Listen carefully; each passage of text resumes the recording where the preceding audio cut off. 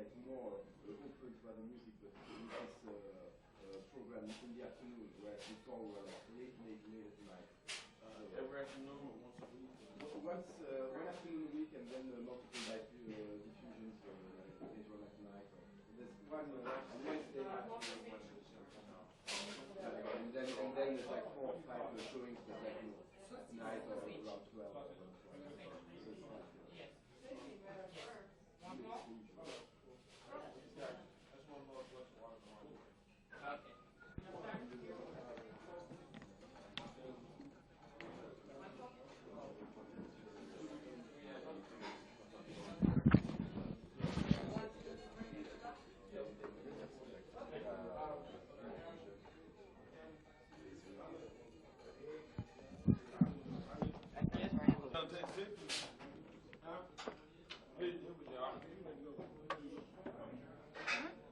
So it's like I ain't got time.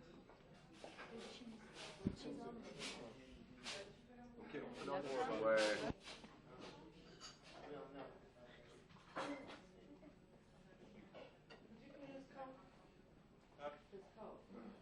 Ça va?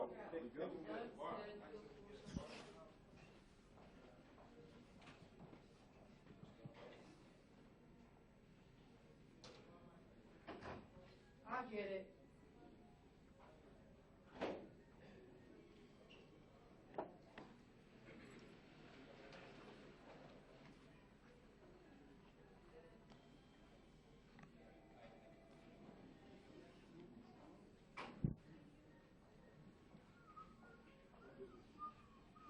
Ouais, absolument. Okay, so Kris, what we're gonna do is, I feel like it is like we're gonna start outside, like walk a little, start the interview walking. If you feel like it, maybe do a few playbacks or a cappella or whatever you feel like doing, and then come back around here to finish it. Sounds reasonable. Okay. So, You ready? why not today then also? No, we'll never really have time, you know, to like just visit places. Just always working like right now. Right. You're going back to America afterwards, or? Yeah, back to the States. You're doing the whole European promotion tour? We are the, we busy. We busy. This is fat. Who did this? Dre did it? Je peux faire un petit mille.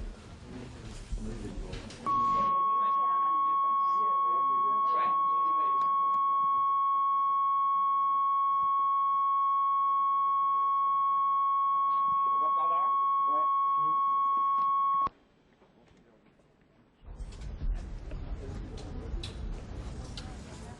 Lean down. Let me ride.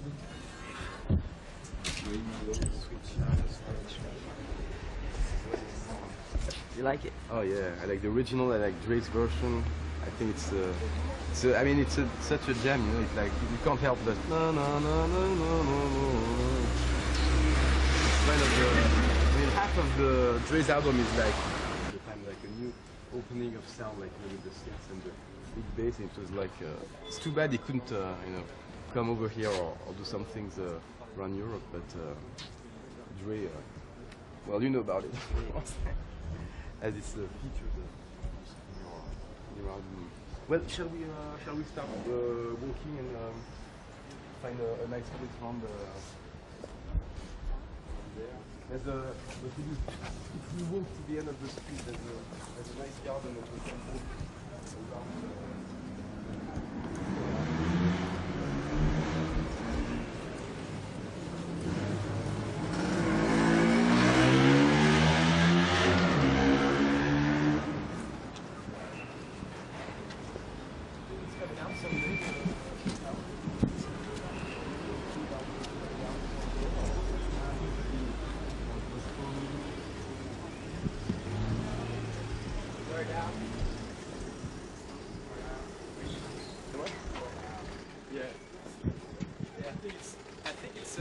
Actually, that's what I was saying to Olivier. I think it's stronger than the first one. Maybe not as easy in terms of you know, of marketing or whatever, but it's, you know, like, you know.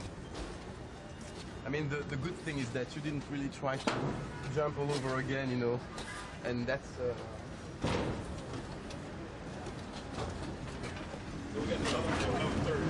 new direction.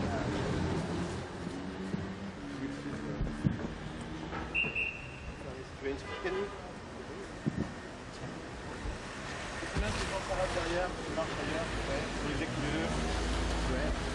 Well, could you first tell us like how long it took you to record this second album, the follow-up to your debut album? Well, you know, the second album took us like a month to record, I would say, all together. Was it obvious for you to? I mean, did you know already what you were going to do, and after the success of the Jump and the rest of the album? Well, yeah, well, you know, we just wanted to go in the studio and just do a good album. We knew we wasn't gonna try to go in there and try to do another Jump or another Warm It Up or something like that. We just went in there and we just did a good album, and we just planned it like that. How would you define the main changes in your sound, in your attitude from album 1 to album 2? Well, you know, this album right here, it's not really that much different. You know, we still talking about the same subjects and the same subject matters, you know what I'm saying? But, you know, the only different thing about this album, you know, it's just got a little bit more mature. The lyrics got a little bit harder. The beats are harder. And, you know, basically that's it. And is it one of the key words in the rap world is respect? Respect, when you start out as 13, 14, was it obvious from the start to have that? Well, you know, when we first came out, we thought people was just gonna, you know, we thought they was gonna like us and everything. But some people, they really didn't, you know what I'm saying? They was like tripping on us like they little kids and everything like that. But once we showed them that we knew what we was talking about and we knew what we was doing, that we wasn't just little kids, I ain't just rapping. They started giving us our respect and everything, so that was pretty cool. Who was the first one to give you props? Sorry.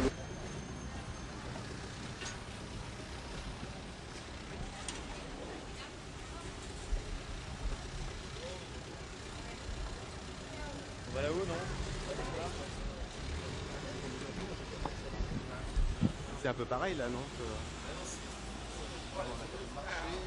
Ah ouais, c'était vraiment...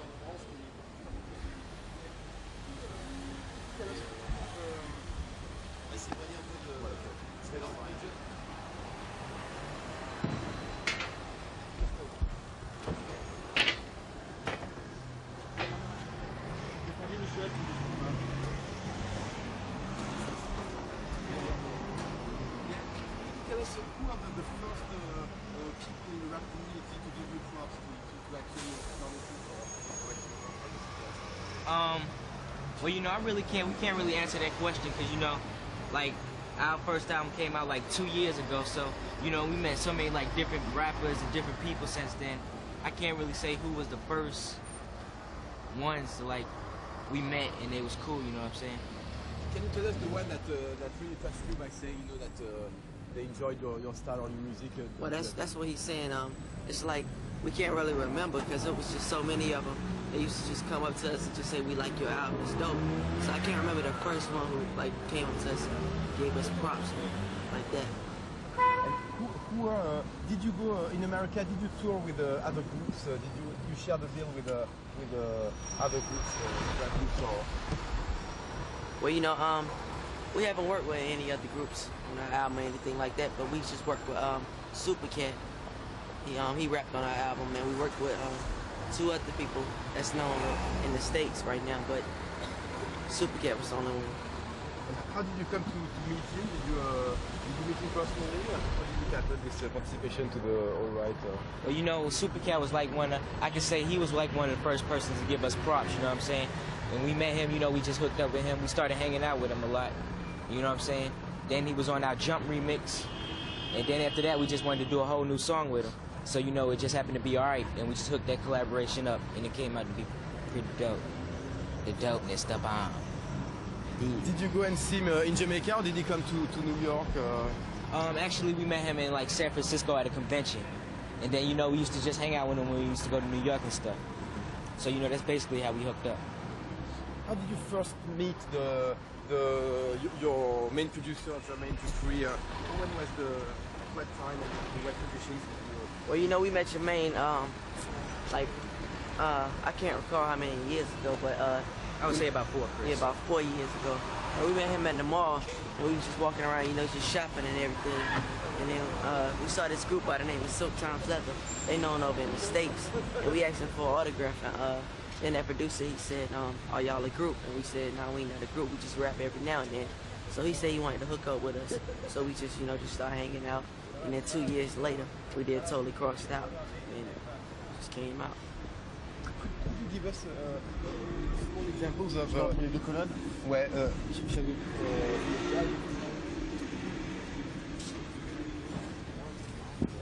yeah, if you go on top and yeah, like this. C'est bon, t'as pas trop les panneaux derrière. Yeah, could you give us a few examples of how your style, your rapping style evolved? What was it like in the beginning? What type of subject matter were you rapping about when you really started as for your pleasure? You saying when we first started making demos? Yeah. We was pretty much talking about like the same thing all of the time. We just stuck with the same thing. And you know, it just came in to be what it is right now. And out of the first album, which was the first song that you finished, that you conceived on your first album? Well, on our first album, the first song that we finished was Little Boys in the Hood, right? Yeah. Yeah, Little Boys in the Hood. That's off our first album. And that song, it was like, that was the first song we did that really got our record label to just start listening to us and everything. And they started liking us. And then once we did Jump, they just liked us even more. So it was cool. Who was the first who had the idea of this hook for the Jump single? Is it Jermaine? Did you talk it over with him? Well, you know, Jermaine came up with like the whole idea for Jump, you know what I'm saying? Because he wrote and produced the song. So, you know, it was basically Jermaine that came up with Jump. And how and when did you shoot the video with the lowriders and the whole scene that one sees in Jump? How did you? Talking about the video? Well, you know, we just all just talk about it like every now and then. It's like a group thing that you just throw in ideas if you got ideas. But our director, he pretty much, you know, thought of mostly all the ideas. And about is there people in the rap community that you feel more closely related? I mean, speaking about your musical taste, who are the ones that really impress you or that you enjoy the music? Well, you know, we listen to groups like Dr. Dre, Ice Cube, Cypress Hill, MC8. Yeah, we listen to a lot of groups. We listen to a lot of old music too, like Isley Brothers, Parliament. Yeah. Let me see, who else? Marvin Gaye, Earth, Wind and Fire, Al Green. Yeah, we just listen to mostly old music, and then we listen to like rap music, like he said before. And is it easy because ouais. Let's...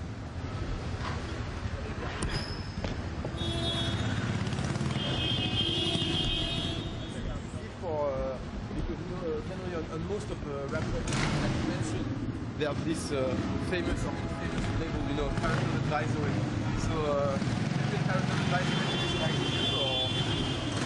Do you take parental advisory to listen to Ice Cube or? Like basically, where are your parents okay for?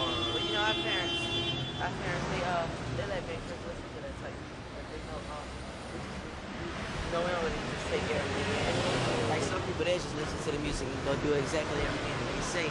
But you know, man, Kris, we just listen to the music because of the grooves, because of the raps, because we just like it. And what's your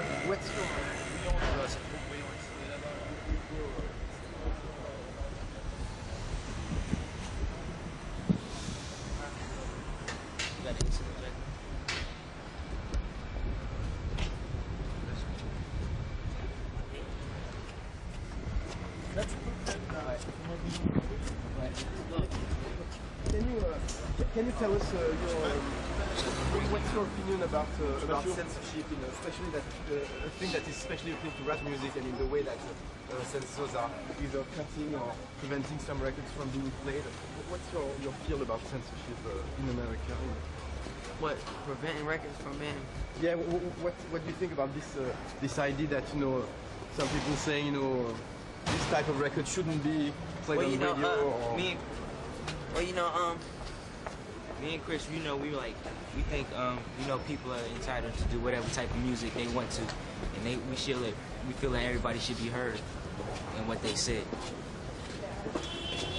Really though. Did you ever feel like saying curse words or profanities on your records? There doesn't seem to be a lot of.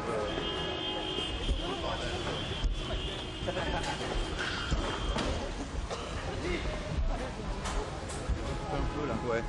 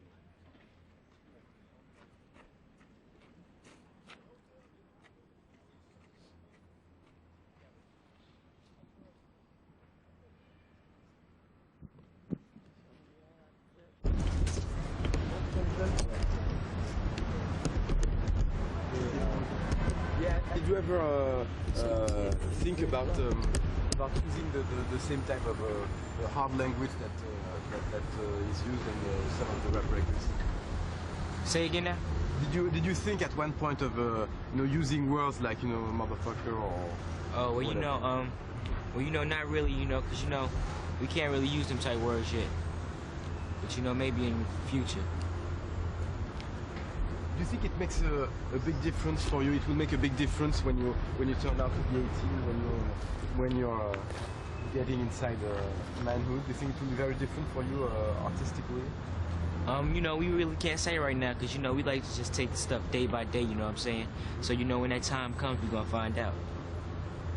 Did you have some occasions to be impressed while you were either touring or promoting your record? Did you have the opportunity to be impressed by some people that you have met, either managers or artists, that really did a strong impression on you, that you've seen live? That we really liked and we just was surprised about? Yeah. Talking about like shows. Well, we haven't really seen any shows that just stood out or anything. Because we haven't, let me see, we haven't been to that many rap concerts. I mean, that are going on right now. And what do you have? What do you think about the, I'd say the more militant or political rap, like a group like Public Enemy. Do you relate to this type of strong and militant speech? Well, you know, it's cool. Yeah. Well, you know, we can't like really relate to the music because we haven't, you know, experienced with all the stuff that they talk about and all that type of stuff. But you know, we listen to the music and everything. It's cool. And about this first single Jump, to come back to Jump, could you tell us who did you write part of the lyrics or? Not or Jump. Jermaine Dupri wrote and produced it, as I said before. All the lyrics are. Yeah. And what part of your lyrics do you put now in your music? Is it moving? Do you try to put some of your rhymes or? Well, you know, yeah, in our new album, you know, me and Kris tried to put a little writing in. So, you know, as we get older, you know, we're gonna try to do more and more stuff on the music side as well as the business side. You know what I'm saying? I had a tape in which a pre-release tape of your new album, and there seems to be a tune with Snoop Doggy Dogg rapping. Do you know why it's not on the album, the 3, 2, 1 tune? Or? Well, you know, we just ain't, you know, we ain't put it on the album because, you know, we just had problems with business-wise. So, you know, it just ain't make it to be on the album. And can you tell us what type of business problems do you meet because of your age? Is there some of these? Well, you know, we don't run into no real big problems because we got people, you know, behind us, like good people just taking care of business and everything. So we just, you know, everything's going pretty cool right now. We haven't run into no problems yet, you know what I'm saying? What type of people are around you when you tour promoting? I mean, do you have teachers or bodyguards, or can you tell us the? Well, you know, we travel with about a crew of 10. You know, we got 2 road managers, a tutor, our bodyguard, somebody that be braiding our hair, our DJ, and I think that's it. Your parents don't travel with you? Nah.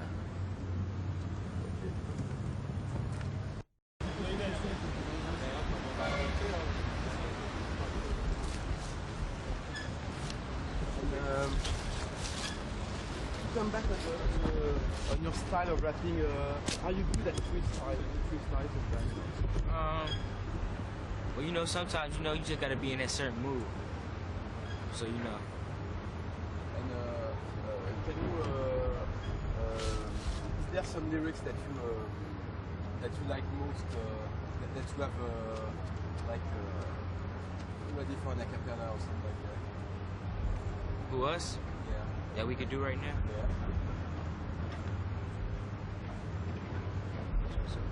Huh? Yeah, we're doing it. Yeah.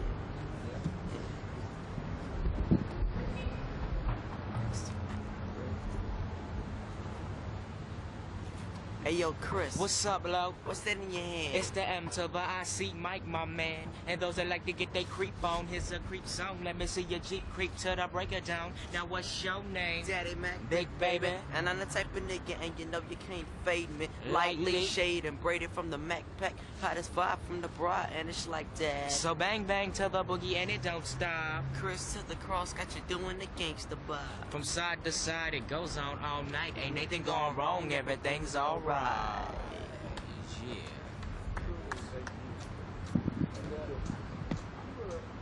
Did you have a special attraction in the old school type of rap? Because there's this song and on your album in which you in a way you pay tribute to the founders of hip hop. I mean, people like. Yeah, well, you know, that song right there, we just did that song because, you know, it was something different to do. And, you know, we just used to like Run DMC a lot. So, you know, that's just how we came up with that song. Because, you know, we took lyrics from Together Forever and put them with some new lyrics that's just basically old school. And just hooked it up like that over a simple little beat. Are you interested in the past of rap? I mean, what happened, say, in around 79, 82, I mean, when things were, like, starting to emerge in the hip hop community? Yeah, well, you know, we like to hear about what happened back in the days and everything, what used to go on. I mean, we always open for that type of stuff, because it's just good to hear that type of stuff, you know what I'm saying? So you know really where it came from and who started all this stuff. So it's cool. And what do you think about someone like LL, who's one of the rare long-lasting rap superstars with 5 or 6 albums under his belt? What do you think about this type of example in rap music? The idea of being like LL. Well, you know, he's a cool rapper. Yeah, That's all we can really say about him. Sorry, could you say it with saying the name so that? Okay. Yeah, you know LL Cool J. He's a pretty cool rapper. That's really the only thing we can say about him. We like some of his music. And do you know why there seems to be so many rap groups that have sometimes you see that rappers have difficulties, you know, for like doing a second album or finding a good contract? How come you think that it's so difficult in? well, you know, some rappers they just get caught up in all that. Some rappers get caught up in all that pop junk, and some rappers just think that they just got to go in there and just top. Well, they gotta try to do the best album they can, but they just get too caught up in that kind of stuff, and they just start doing some crazy whack junk. So. And how come? How come in your case you did? How come in your case you did a rough album that the most like it's like it seems to be much more mature in the sense that the sound is more crisp, if I might say. Was it? Did you want on your part? Did you specifically want to be more hardcore? Well, you know. Sorry.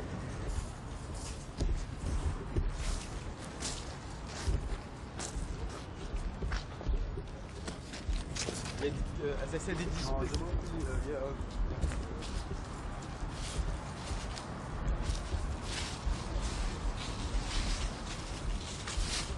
as I said, did you specifically want to be more hardcore on the second album? Well, you know, this album right here, it may seem harder to people to everybody, but you know, it's not really that much harder. You know, our voices just got deeper, and just the lyrics just got mature. You know what I'm saying? Your music got to get mature as you get older. You know what I'm saying? So that's just basically really it. Can you tell us the name of the album? The Bomb. Well, you know, the name of our album, the new album is called The Bomb. The way we came up with that title and that whole little concept, you know, every song on the album we liked it and we thought it was dope. So, you know, we say it's The Bomb. So, you know, we just called the album The Bomb.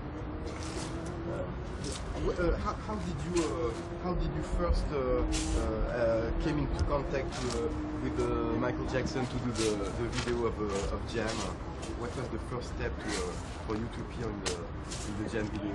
Well, you know, we was on tour and everything, and we they called us up to go do the video with them. So we had to fly to Chicago for a day, and then we did the video with them. We got to meet Michael Jordan, Michael Jackson, so it was pretty cool. Then we had to go back on our promotional tour, so we didn't get to really hang out or nothing like that. Yeah, so it was real cool meeting them. Run it up. Did you meet Heavy D in that occasion, or? Nah, we was just out there for different days. Different times. Yeah. And did you get to see some of the way the dancing was done in this video? Did you? Not really. You know, we basically just did our scene and left because we was real on a tight schedule. And about the future of Kris Kross, do you intend to do rap music as you're doing it now, to expand your style, to change, or to stop recording? Well, you know, we'll probably never do no real big change in what we do right now, but it's hard for us to say because hopefully we can do albums like forever. You know what I'm saying? We just want to do more and more albums, so they might just change and change, but it's hard for us to say. We're just on our first album. Second album. Okay. And do you have pressure from your record company as in terms of selling records, units shifted, or doing big tours? Do you have some pressure because of the success of your first album? Nah, not really, not at all. Yeah, we don't really get no pressure or nothing like that. And we don't worry about stuff like that. Everything just go cool. Who do you trust to make sure that you have fair deals? Because I guess you are not doing your own business side. So well, you know, the only people we can really trust are like our family and everything. So they was there with us from the beginning. I mean, we got a lot of friends in the business, but you know, we don't trust them. We don't trust our families. do you have some comments to make about what the Garde Press tried to pin on Michael Jackson? Well, you know, we really haven't tuned into what was going on with everything about Michael and everything, so we really haven't got a chance. So it'll be hard for me to answer that question. So bullshit anyway. To me. Patrick? To burn witches or whatever, I mean, it's, to me, you see from France, it was so crazy. It was like, You believed it? Huh? You believe it? No. I mean, you know, it's crazy. I mean, it's like, you know, I mean, he's right if he doesn't want, you know, to be, you know, as everybody in terms of, you know, human relationship. But to me, it's like, it was so, you know, it was, I mean, it was like, you know, we got something, now we're gonna, you know, put it out. And to me, it's so bullshit. I mean, I don't believe the word about the whole, I'm also... Do you have a taste that goes as far as rock music? I'm saying that because there's this new album that came out with duets, you know, with Onyx and Biohazard, Helmet and House of Pain, a whole album of duets between rappers and rock groups. Do you have yourself an interest in some of white rock or rock music? Well, you know, we never thought about doing no song with no rock group or nothing like that. Because, man, Kris, mostly we listen to R&B music, rap music, and like I said before, old music. But you know, every now and then we'll listen to some of that rock music. But I don't really like just want to do a song with rock group. It's cool though. Okay. Last few things. Can you tell us a few words about this famous crossed out look? Is it still in effect? Well, yeah, you know, totally crossed out is still in effect, as you see. Word out. Brother, go down to the camera. You know what I'm saying? We still wearing our clothes totally crossed out, so you know it's still in effect. Like we said, we're gonna do it forever in always. How did it come to you? Was it, well, you know, we was just like sitting around the room and everything, and we was just thinking of just ways to be different and everything. So we just threw our clothes on backwards, and it was different. So we just stayed with it. And it became a style all over since you started it. It's like. Yeah, you know, a lot of people started doing it when we were doing concerts in the United States. Kids be coming with their clothes on backwards and stuff, so you know that makes us feel real honored. So thanks to all our fans out there. Yeah. Okay. Do you have, by the way, do you have lots of girls in your fans? Yeah, you know, it's a lot of people that write in, girls and boys. You know what I'm saying? So you know, all ages. All ages. So you know, we just want to thank them to writing in the fan club, buying our first album. Go check out that second album, The Bomb. How do you react to like ladies coming screaming after you or following you like the ones we seen? Well, you know, it's cool to see that type of stuff, but you know, we try not to let it get to our heads or anything. We just try to go on with our everyday lives and just have fun with everything. Okay. Well, we're coming to the end. Could you like do the name of the show is Faxo, F-A-X-O. Faxo? Faxo, yeah. Do a little drop. Like, present yourself, Faxo or whatever. Hey yo, what's up? This the Mac Daddy. And it's the Daddy Mac. And you know we're Kris Kross. And we're chilling on Faxo. So check it out. Peace. Okay. Another one to make sure with another angle. All right. Hey yo, what's up? It's the MAC. And nevertheless, I stress It's the Daddy Mac. Yeah. You know what I'm saying? Hey yo, what's up? It's the Mac Daddy. And it's the Daddy Mac. And you know it's the Kris to the Kross. And we chilling on Faxo. So check it out, fools. Okay. On leur demande s'ils veulent bien faire des playbacks. The first one was, I mean, there was a couple of good songs, but you know, it was like a couple of songs on an album. In this case, it was more like a complete album. My name's Olivier, if you want to. Alright. Thank you, man. To Olivier. OLIV.E. Yeah. Cool. Oh yeah, and R at the end. Alright. R. Yes. Thank you very much.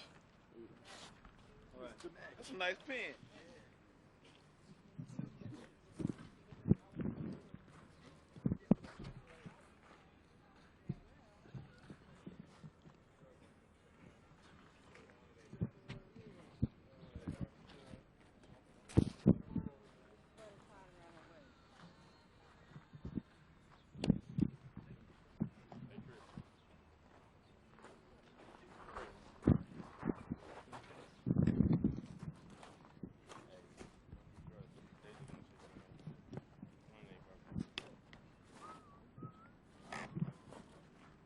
It's her birthday.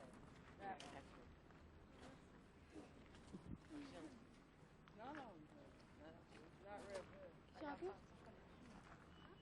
Oliver been helping us out. Sign language. They want to take a picture. Y'all want to take some pictures?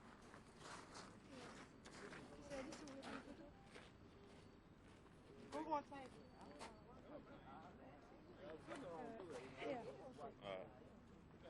Go ahead.